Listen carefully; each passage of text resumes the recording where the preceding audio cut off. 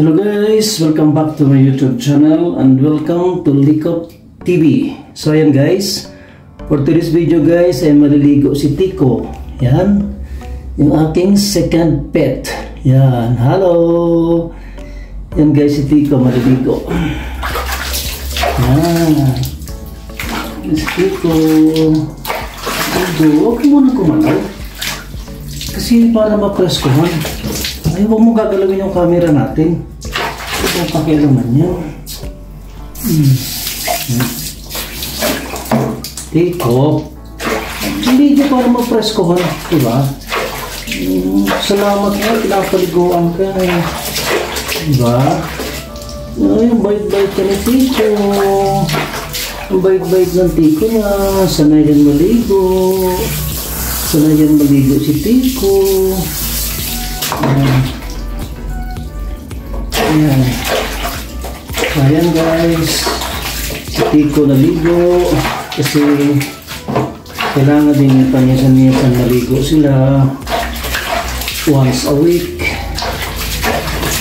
kasi naiinitan din sila. So meron akong sabon dito na inihanda. Yung ginamit ko ay body wash kasi naubos na yung sabon nila. So ayan.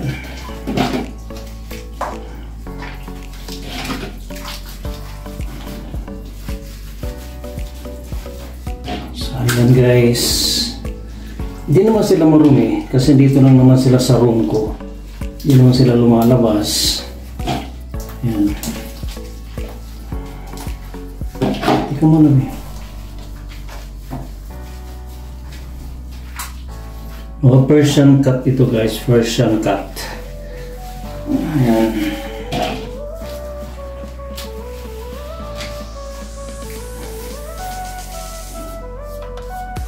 So ayan guys, hindi ko masabunan ng maayos. Ayan, mabait naman niya si Tico eh. Di ba Tico? Mabait-bait naman niya ng Tico na yan eh.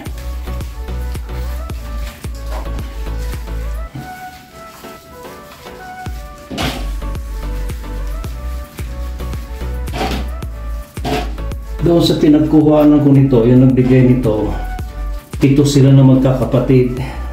Ito yung anak ni Mongmong, isa sa mga anak ni Mongmong. Ito si Tico. Dalawang kulay na katulad nito parehas. Ang pangalan naman niya ay si Kring Kring. Yan. Kaya ito lalaki, ito siya. Ayan. Para mapreskohan at mabango din kasi ang hilig na tumabi sa akin. Hindi naman sila mabaho. Tingnan mo na be, ito mo na yan tayo. Ang ganda ka ng Tico. Ganda ng color niya eh, beige. Diba Tico? Bait-bait ng Tico na yan eh. Para mapresko. Diba Tico?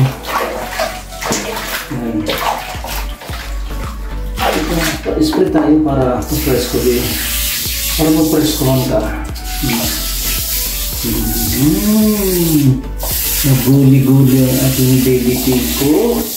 Diba baby Tico? Diba? Bait-bait naman ang Tico na yan eh. Yan. Siya yung kasama dito ni Ash. Silang dalawa, yung kalaro ni Ash, si Tico.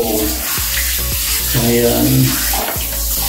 Malinis po sila kasi dito lang sila sa loob. At pag nagdudumi sila, meron naman silang dumihan dito sa box, mismo dito sa loob ng CR. At inaalis ko yung dumi nila palagi. Ayan. So ayan. Parang nagustuhan niya na nagustuhan niya na.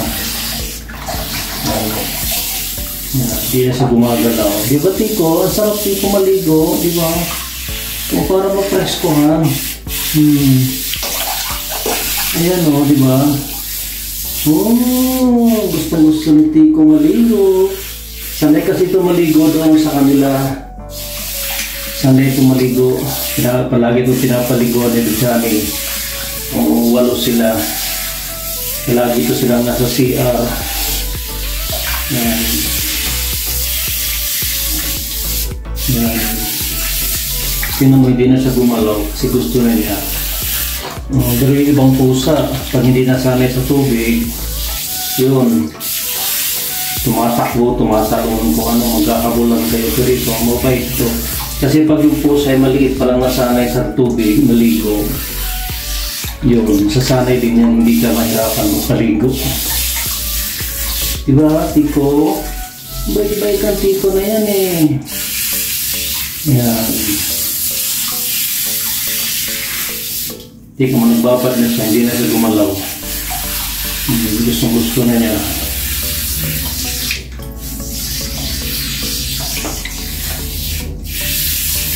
Yan.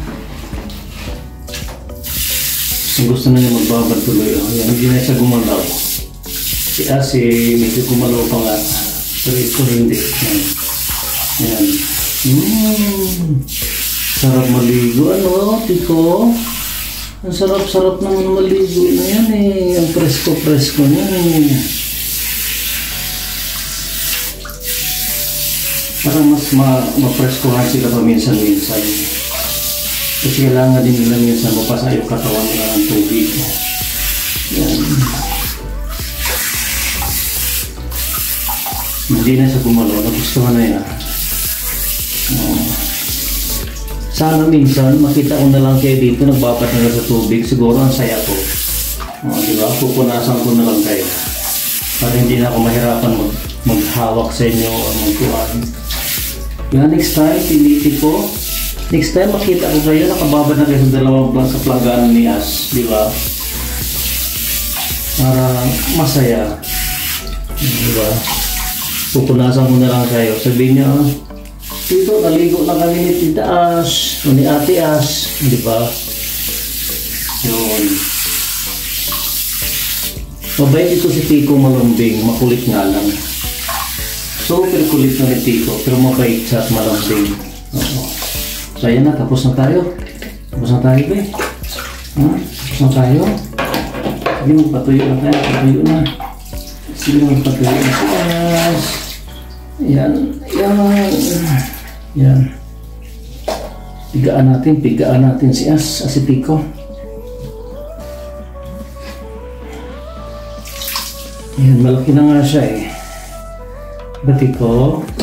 Huwag yung gagalawin yung ating tungtungan ng cellphone, imalaglag yan, iyari.